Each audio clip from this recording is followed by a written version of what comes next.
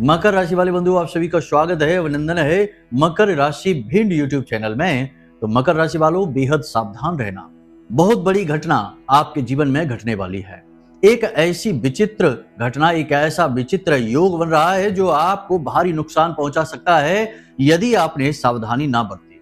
हालांकि कुछ बेहद अच्छे और शुभ योग भी बन चुके हैं जिनके बारे में भी जानना आपको बेहद आवश्यक है, क्योंकि 23 मई के दिन बुध का भी राशि परिवर्तन हो रहा है और वृषभ राशि में जाकर सूर्य देवता के साथ मिलकर बुध आदित्य राजयोग का निर्माण कर रहे हैं। लेकिन राहु के गोचर को भी आपको नहीं भूलना है कि इससे ठीक पीछे 4 घर पहले राहु बैठे हुए हैं, जो कि पूरी दृष्टि डाल रहे हैं आपके सबसे महत्वपूर्ण भावों पर। ऐसे में बेहद आवश्यकता है कि आप सावधान रहें, सतर्क रहें। कुछ अनहोनी भी हो सकती है। हमेशा सिक्के के 2 पहलू होते हैं, अच्छाई के साथ बुराई चलती ही है। इसी प्रकार आपके जीवन में जहां शुभ घटनाएं होने जा रही हैं, वहीं एक बहुत ही नकारात्मक और बहुत ही खतरनाक घटना का भी योग बन रहा है, जिसके बारे में आप यदि पहले से जान जाएंगे तो आप सावधान हो जाएंगे, सतर्क हो जाएंगे और फिर इस नकारात्मक घटना से आपका बाल भी बांका नहीं होगा। बंधुओं, आज का यह कार्यक्रम आपको बहुत अधिक ज्ञान, बेहद अद्भुत ज्ञान और भविष्य का रोड मैप, आने वाले 5 से 7 दिनों का एक रोड मैप देने जा रहा है। हम आपके जीवन की 5 सबसे बड़ी भविष्यवाणियां करेंगे जो बिल्कुल एक्यूरेट होंगी, कम से कम 80% आपके जीवन से मैच करेंगे। इससे होगा यह कि जब आप इन घटनाओं के बारे में जान जाएंगे, तो जब ये घटनाएं आपके जीवन में घटित होंगी, उस समय आप अलर्ट हो जाएंगे, सावधान हो जाएंगे, क्योंकि आपको पहले ही पता रहेगा कि ऐसा होने वाला है, तो अब इसके बदले आपको क्या करना है।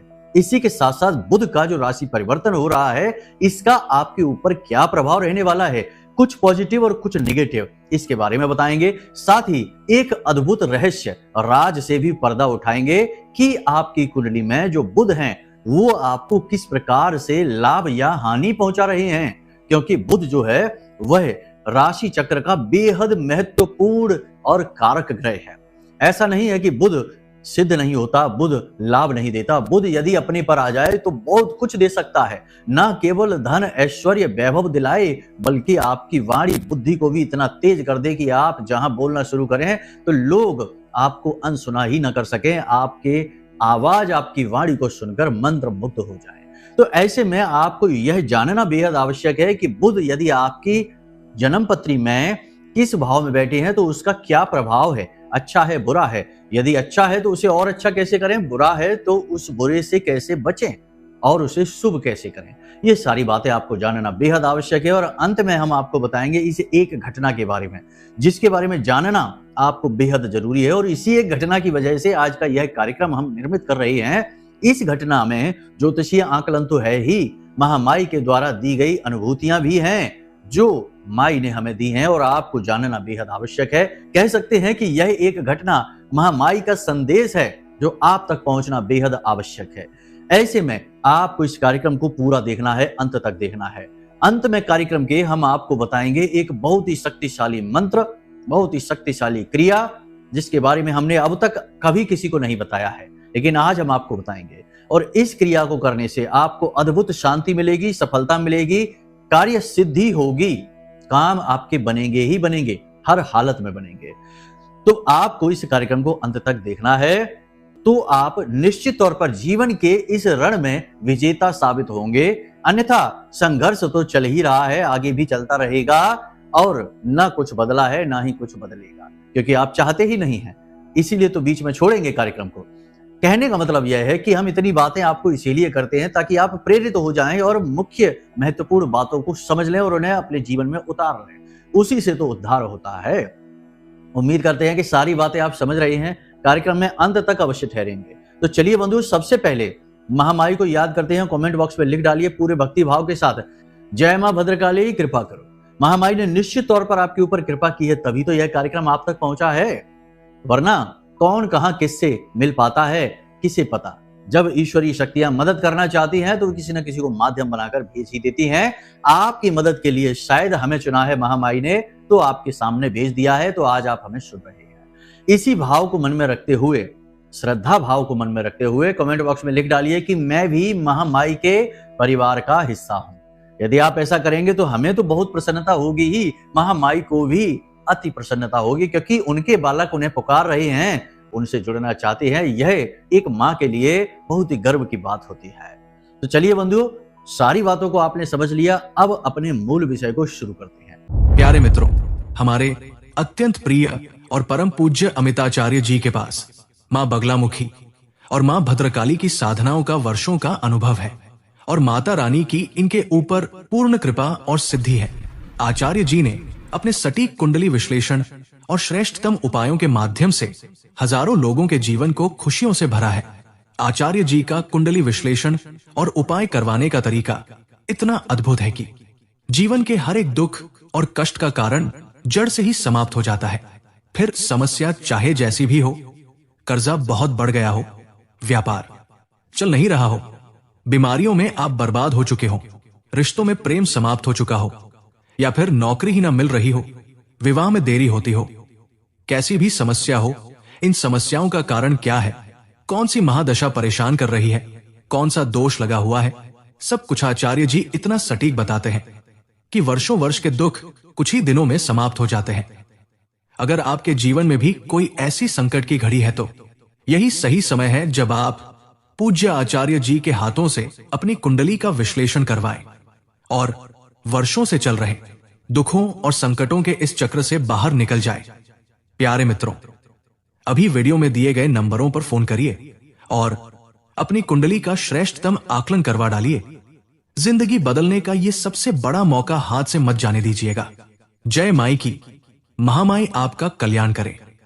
सबसे पहले तो कमेंट करके बता दो कि आपकी जन्म पत्री में बुध किस भाव में बैठे हुए हैं, क्योंकि आज बुध के सारे रहस्य खुलने वाले हैं और अशुभ को शुभ और शुभ को महाशुभ करने वाले हैं। तो बस जल्दी से बता दीजिए, फिर आगे बढ़ते हैं।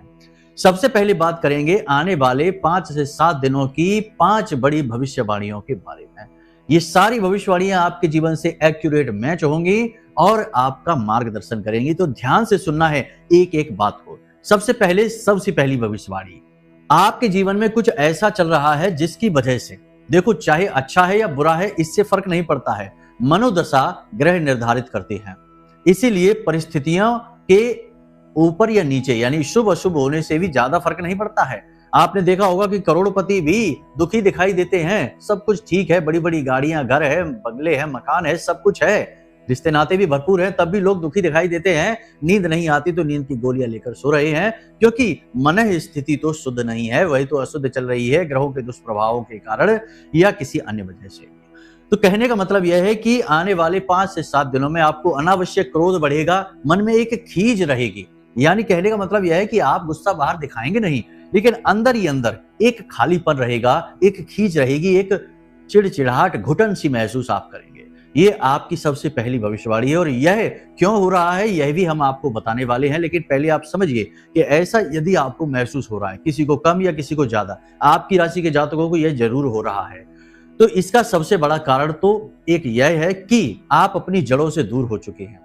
आप अपने भगवान, अपने आराध्य, अपने पितृ पूर्वजों को उस तरीके से, उस भाव के साथ पूज नहीं पा रहे हैं। चाहे व्यस्तता कह दें, चाहे आपके मन की उथल पुथल कह दें या कुछ भी कह दें, धर्म इस संसार की जड़ है और जो धर्म से थोड़ा भी दूर होगा वह व्याकुल होने लगेगा।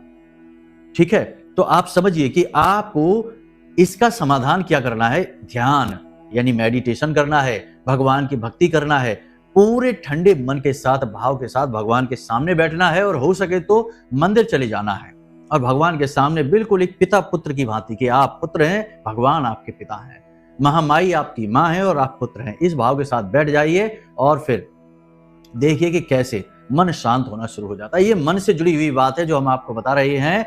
देखिए, कुछ लोग यहाँ कुतर्क करने लगेंगे, लेकिन हम कुतर्कियों से बात नहीं कर रहे हैं, हम आपसे बात कर रहे हैं, आपके मन के भावों की बात कर रहे हैं। इसी के साथ साथ दूसरा यह भी है कि आपकी जुबान फिसलेगी, 2 तरीके से फिसलेगी। एक तो आप कुछ कहना चाहेंगे और कुछ और ही कह देंगे, भाव आवेश में आकर, भावनाओं में बहकर, या फिर ऐसा होगा कि आप कुछ कहेंगे और लोग उसका कुछ और ही मतलब निकालेंगे। इन दोनों ही स्थितियों में आपको निराशा होगी, हताशा होगी, चिढ़ होगी और आपका मन विचलित होगा, चंचल होगा। इसका समाधान क्या है? इसका समाधान भी यही है कि आपको जितना हो सके लोगों से कम बात करनी है। आप बेहद भावुक इंसान हैं, भावनाओं से चलते हैं, ये बात हम जानते हैं। अपनों के बीच ही अपने सुख को ढूंढते हैं। अपने सुख को आप त्याग कर अपनों को सुख देने की कोशिश करते हैं, लेकिन ये कोशिशें असफल हो जाती हैं। कई बार ऐसा हुआ है। उन्हीं अपनों ने आपको दुखी किया है, निराश किया है, परेशान किया है, आप पर ताने कसे हैं, आपके दिल को नहीं समझा है। तो ये होगा कि आपकी बातों का जब मतलब उल्टा सीधा निकलेगा या आप कुछ कहेंगे और कुछ और ही लोग समझेंगे, तो ऐसी स्थिति आपको परेशान करेगी। ये आपके साथ घटित होने वाला है। इसी के साथ साथ आप अपनों के बीच जाएंगे, जैसे कि परिवार के लोग बैठे हैं, 4 लोग बातें कर रहे हैं, आप वहां जाएंगे, लेकिन ना जाने क्यों आपको ऐसा लगेगा जैसे कि लोग आपको इग्नोर कर रहे हैं, आपकी अनदेखी कर रहे हैं। आप में कोई कमी नहीं है, आपने कोई गलत काम भी नहीं किया है, ना ही किसी से कुछ गलत कहा सुना की है, लेकिन इसके बाद भी आपको ऐसा महसूस होगा अंदर से कि जैसे आपकी अनदेखी की जा रही है। उतनी इज्जत, उतना मान सम्मान, उतना प्रेम आपको नहीं दिया जा रहा है जिसकी आप हकदार हैं। ये बात आपको निराश करेगी और आप इसी व्याकुलता और निराशा के साथ अपनों का साथ छोड़कर अकेले में एकांत में जाकर बैठ जाएंगे, दूर हटकर बैठ जाएंगे, जो कि आपको अच्छा तो नहीं लगेगा, लेकिन ये आप करेंगे अपने आप को बचाने के लिए। इसी के साथ साथ आपको नींद में भी समस्या रहेगी। देखो, या तो नींद आएगी ही नहीं, आएगी भी तो अच्छी नहीं आएगी। सोकर जागेंगे तो थकान महसूस होगी, यानी जो फ्रेश हो जाते हैं, जो ताजगी महसूस होती है वह महसूस नहीं होगी। और मन में एक अनजाना डर, भय, आप खुद भी समझ नहीं पाएंगे कि आखिर क्यों, लेकिन एक अनजाना डर, भय आपको लगातार सताता रहेगा। मन में आपके भय बना रहेगा लगातार। लेकिन जैसे हम आपको प्रेरित कर रहे हैं, ऐसे ही कोई इंसान आपके जीवन में होगा या आएगा जो आपको धर्म के प्रति प्रेरित करेगा, या आप खुद ही किसी के वीडियो देखेंगे, किसी के भजन सुनेंगे, या कुछ ऐसा धर्म से जुड़ा हुआ कार्यक्रम देखेंगे, सुनेंगे, जिससे आपके मन में धर्म के प्रति लौ फिर से जलने लगेगी, जागने लगेगी और आप भगवान की तरफ जाएंगे, मंदिर में जाएंगे, अध्यात्म में जाएंगे। वहां आपको अद्भुत शांति एहसास होगा, यानी कि आपको अच्छा लगेगा, यानी धर्म, यानी अपनी जड़ों की ओर वापस जाएंगे और फिर आपको अच्छा महसूस होगा। ठीक है, अच्छा लगेगा, शांति का एहसास होगा। फिर आप अपने मन को खुद समझाएंगे, अपने आप को ही हिम्मत बढ़ाएंगे और अपने गुरु खुद बनेंगे। एक बात याद रखना कि आप एक ऐसे इंसान हैं जिसे ना तो कोई समझ पाया है और ना ही कोई समझ पाएगा। तो समझाना तो बहुत बड़ी बात हो गई, जब कोई समझ ही नहीं पा रहा तो भला समझाएगा कैसे। तो आपको समझाए कोई, ऐसा बहुत मुश्किल है।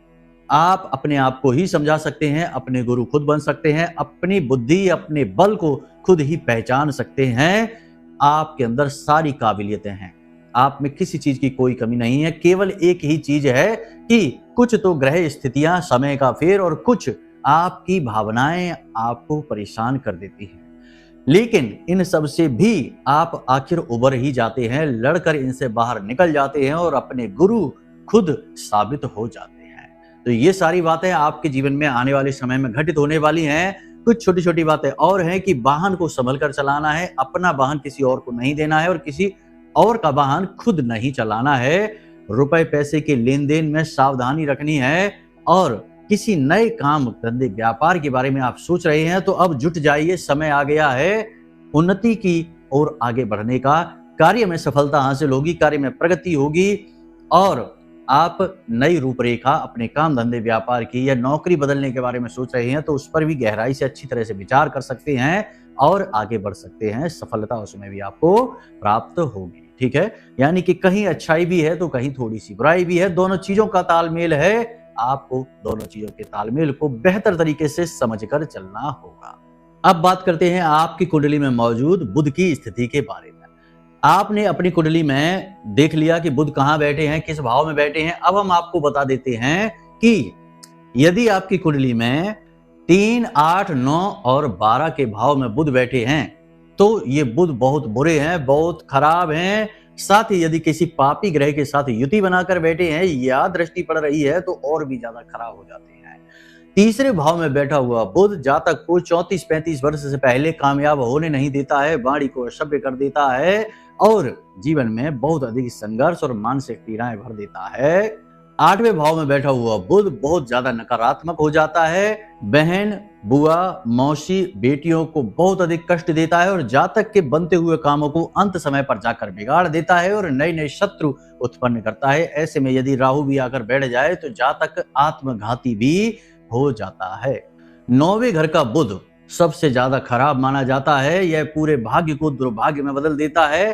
कुंडली में चाहे फिर कितने ही बड़े राजयोग बने हो, कितनी ही अच्छी योग युतियां क्यों ना बनी हो, आपके जीवन में किसी भी प्रकार से तरक्की होने नहीं देता है। इसके उपाय करना बेहद आवश्यक है। यदि 9वें घर का बुध किसी पापी ग्रह से ग्रसित हो जाता है, दृष्टि पड़ जाती है या योग युति में आ जाता है, तो और ज्यादा पीड़ादायक हो जाता है और जीवन भर जातक को केवल और केवल कष्ट संघर्ष में डालकर रखता है और किसी भी रिश्ते नाते में उसे सम्मान प्राप्त होने नहीं देता है। साथ ही उसके स्वास्थ्य पर भी बुरा प्रभाव डालता है। हड्डियों से जुड़े रोग, दांतों से जुड़े रोग, आंख और बालों से भी जुड़े रोग उत्पन्न करता रहता है।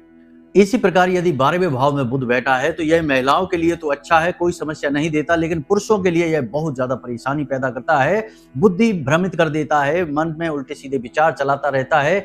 नींद लेने में जातक को अक्सर बहुत अधिक परेशानी आती है और किसी भी नए काम की जातक शुरुआत कर ही नहीं पाता है। हद से ज्यादा टेंशन लेता है और इसी टेंशन की वजह से धीरे धीरे वह बीमारियों की चपेट में आता चला जाता है। यदि इन भावों में आपके बुध बैठे हैं तो सबसे पहला काम आपको यह करना है कि आप अपने घर में कोई भी हरी भरी वनस्पति ना लगाएं, किसी भी प्रकार का पौधा ना लगाएं, चौड़े पत्ते वाले पौधे तो भूल कर भी ना लगाएं। अपने घर की छत को किसी भी प्रकार से दूषित, मैला, गंदा ना होने दें और पक्षियों को दाना अपने घर की छत पर कभी भी भूल कर ना डालें। साथ ही प्रत्येक बुधवार गणेश जी के मंदिर में जाकर 11 घास के तिनके के गट्ठर बनाकर गणेश जी को अर्पित करें, दूर्वा के और मोदक का प्रसाद चढ़ाएं और गाय को सबसे अच्छा उपाय बता देते हैं कि हरी हरी घास खिलाएं। उसके साथ साथ कच्चे आलू बीच में से काटकर उसके ऊपर हल्दी लगाएं, कटे हुए भाग में हल्दी लगाएं। ऐसे 2, 4, 5 आलू गाय को अवश्य खिलाएं हरी घास के साथ, तो यह बुध अनुकूल होने लगता है। बुध और शुक्र का मिला जुला उपाय है। इन दोनों को साथ में लेकर ही इस बुध को सुधारा जा सकता है। सबसे बड़ी बात यह कि शुक्रवार के दिन छोटी कन्याओं को 9 वर्ष से जो कम उम्र की कन्याएं हैं, इन कन्याओं को मीठी खीर खिलाना है, चावल और दूध से बनी हुई। साथ ही सफेद रंग का कुछ इन्हें उपहार देना है, रुमाल वगैरह भी दे सकते हैं और इनके पैर छूकर इनसे आशीर्वाद लेना है।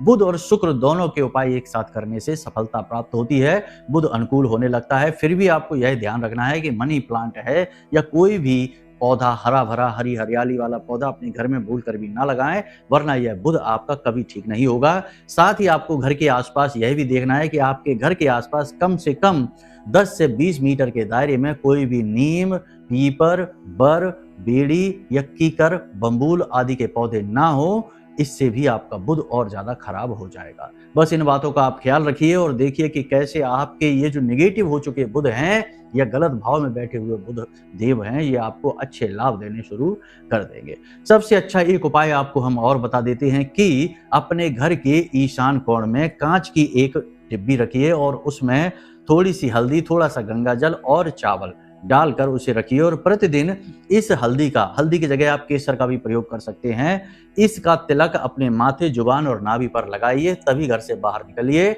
और गुरुवार के दिन केले की जड़ में हल्दी मिला हुआ जल समर्पित अवश्य करिए और गाय के घी का दीपक प्रति गुरुवार केले की जड़ के पास अवश्य जलाइए। इन उपायों को यदि आप लगातार करते हैं तो धीरे धीरे आपके सौभाग्य का उदय होना शुरू हो जाता है और बुध, शुक्र और गुरु की मिलीजुली ऊर्जा आपके जीवन में सौभाग्य को उदित करती है, दुर्भाग्य को समाप्त करने लगती है। तो ये तो थे बुध के उपाय और भविष्यवाणियों के बारे में हमने आपको बताया। अब आप अभी भी समझ नहीं पा रहे हैं कि आपके जीवन में, कुंडली में ग्रहों से कौन से दोष उत्पन्न हो रहे हैं, तो आप अपनी कुंडली का विश्लेषण करा सकते हैं। नंबर वीडियो में दे रखे हैं, इन नंबरों पर अपनी जानकारी दीजिए। छोटी सी एक दक्षिणा के साथ आप अपनी कुंडली का विश्लेषण हमसे करा लीजिए। जो भी योग युतियां दोष उत्पन्न हो रही हैं उनके सटीक उपाय हम आपको दे देंगे, आपका जीवन बदल जाएगा गारंटी के साथ। तो यहाँ तक तो आपने सारी बातें समझ ली हैं। अब हम आपको बताते हैं उस एक विचित्र, अनोखी, नकारात्मक घटना के विषय में।